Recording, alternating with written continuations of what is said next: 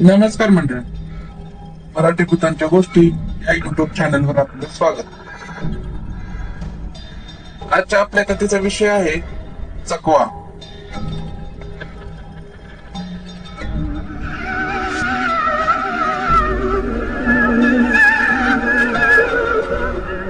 मुंबई नाशिक हायवेवर कसारा घाट बहुतेक सगळ्यांनाच माहित असावा. अतिशय सुंदर रस्ता आहे. पावसाळा आणि हिवाळ्यात तर अजूनही छान वाटतं. माझ्या अतिशय आवडतं भाग. लहानपणापासून त्याच रस्त्याने गावाला जाणं येणं असायचं. असो, मी बहुतेक वेळा रात्रीतच प्रवास करतो. रात्रीची ती शांतता, थंडावा आणि शांत गाणी, असं ड्रायव्हिंग करायला मला आवडतं.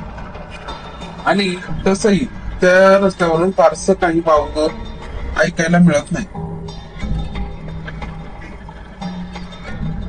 तरी अशाच प्रवासामध्ये घडलेल्या काही घटना समोर ठेवतो आहे. खऱ्या आहेत.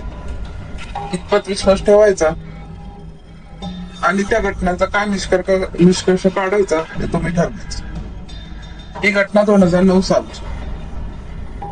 बाय द वे, ही घटना सकाळची आहे. माझ्या पत्नीचे एमफिलचे गाईड नाशिकचे होते आणि त्यांना काही कागदपत्र देण्यासाठी आम्हाला तिकडे जायचे होते.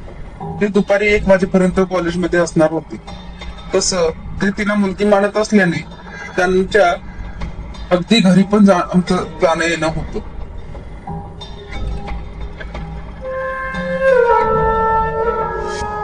कॉलेजमध्येच सरांना भेटून संध्याकाळच्या आत परत यायचं म्हणून मी माझ्या परिवारासोबत जायला निघालो. तसं माझ्या घरापासून नाशिक जवळपास 135 किलोमीटर येईल. निघत आम्हाला सकाळचे 8:30 झाले. ऑगस्ट महिना होता आणि वातावरण पण छान होतं. माझ्या घरापासून आग्रा हायवे जवळपास 12 किलोमीटर आहे. तर रस्ता छोटा असल्याने आम्ही 9 वाजता हायवेला पोहोचलो. आता कितीही रमत गमत केलं तरी 11:30 पर्यंत नाशिकला पोहोचू असा अंदाज होता.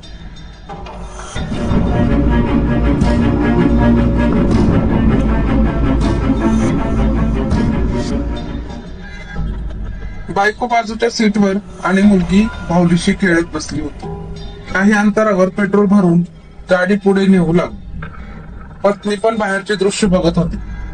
गाडी सुरू व्हायच्या आधी खाली एक ढाबा लागतो. तिथे पराठे चांगले मिळतात म्हणून तिथे नाश्ता करून पुढे जाऊ असा प्लॅन होता. काही वेळाने माझ्या असं लक्षात आलं की आज आपल्याला काही जाणारी किंवा येणारी एकही गाडी दिसली नाहीये. कधी नव्हे ते मुलगी पण एकदम शांत खेळत आहे आणि पत्नी पण गुंगून बाहेरचे दृश्य बघत आहे.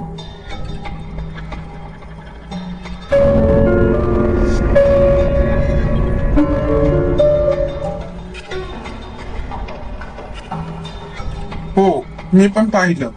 ती म्हणाली, जाऊ दे, असेल कमी, पण मोकळ्या रस्त्यावर गाडी चालवायला मजा येते. असं म्हणून मी पुन्हा गाडीवर लक्ष दिलं आणि ती पण पुन्हा बाहेर बघू लागली. वातावरण काही वेगळंच भासत होतं. काही वेळाने मी पुन्हा विचार केला की अजूनही गाडी दिसत नाहीये. नक्की झालंय काय? मी देखील तंद्रीत असल्यामुळे गाडी चालवत होतो. किती वेळ गेला, किती अंतर गेलं काही समजलं नव्हतं, पण गाडी मात्र धावतच होती.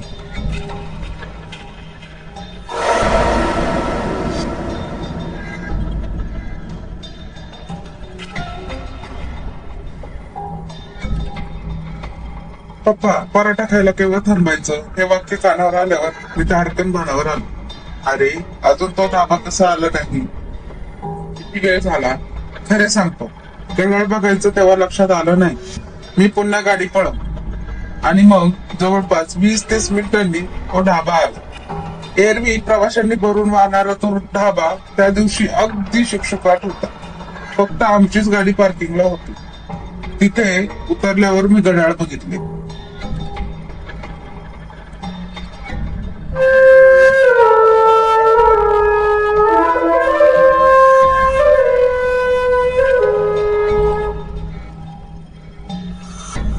अरे बापरे, 11:30. म्हणजे जे ठिकाणी पोहोचायला अवघी 40-50 मिनिटे लागतात तिथे पोहोचायला आम्हाला तब्बल 2.5 तास लागले होते. मी पत्नीकडे बघितलं. ती पण कोड्यात पडलेली होती. हायवेच्या सुरुवातीला एक पेट्रोल पंपावर 10 मिनिटे सोडली तर आम्ही कुठेच थांबलो नव्हतो. कुठल्याही ट्रॅफिक जाम मध्ये अडकलो नव्हतो. वास्तविक ट्रॅफिक तर सोडाच, त्या दिवशी आम्हाला साधी एक गाडीही दिसली नव्हती. मग एवढा वेळ गेला कुठेही काही कळत नव्हतं. तिथे नक्की काय खाल्लं हेही लक्षात नाही.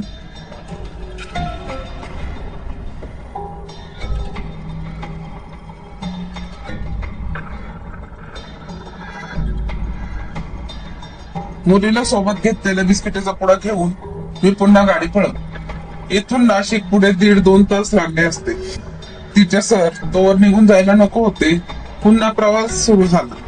पत्नीने तिच्या सरांना फोन लावायचा प्रयत्न केला, पण रेंज मिळत नव्हती. शेवटी त्यांच्याच घरी जायचं ठरवलं. घाट पार करून हायवेला लागलो. आता थोडीफार वाहने दिसत होती, पण इगतपुरी संपता संपता पुन्हा वाहतूक कमी झाली. पुन्हा मी तंद्री लागल्यासारखी गाडी चालवायला लागलो.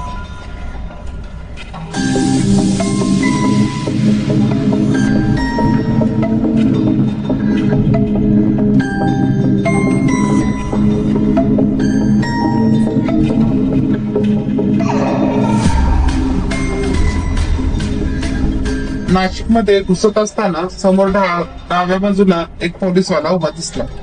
अचानक मी त्याच्याकडे घेतली आणि त्याला सर राहायची त्या विभागाचे नाव सांगितले. तसे त्याने डाव्या बाजूला रोडने सरळ जायला सांगितले. वास्तविक त्या सरांच्या घरी आम्ही काही वेळा गेलेलो होतो आणि तो रोड मला पक्का ठाऊक होता. सांगितलेल्या रोडवर एखादं किलोमीटर गेलो असेल. पत्नी एकदम चिडून म्हणाली, काय करताय तुम्ही? तसा एकदम भानावर आलो.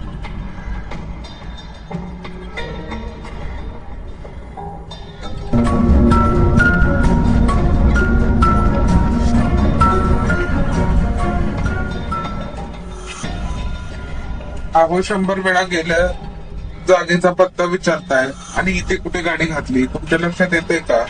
मी तशीच गाडी वळवली आणि पुन्हा मेन रोडवर घालून नेहमीच्या दिशेने निघलो. सरांच्या घरी पोहोचलो तेव्हा 2:15 वाजले होते.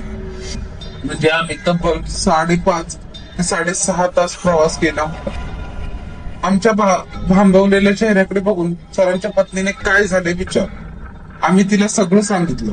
तसं त्या माऊलीने आम्हाला जेवायचा आग्रह केला, पण आम्ही नकार दिल्यावर भरपूर नाश्ता आणून ठेवला आणि मुलीला जेवायला दिलं.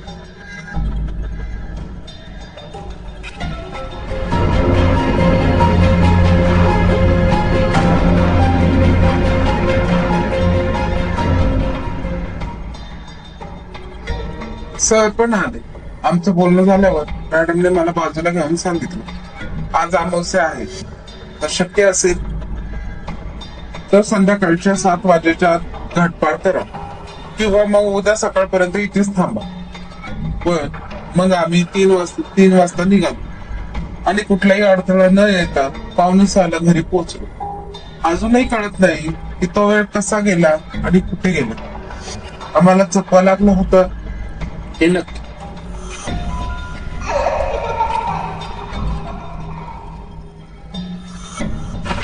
धन्यवाद.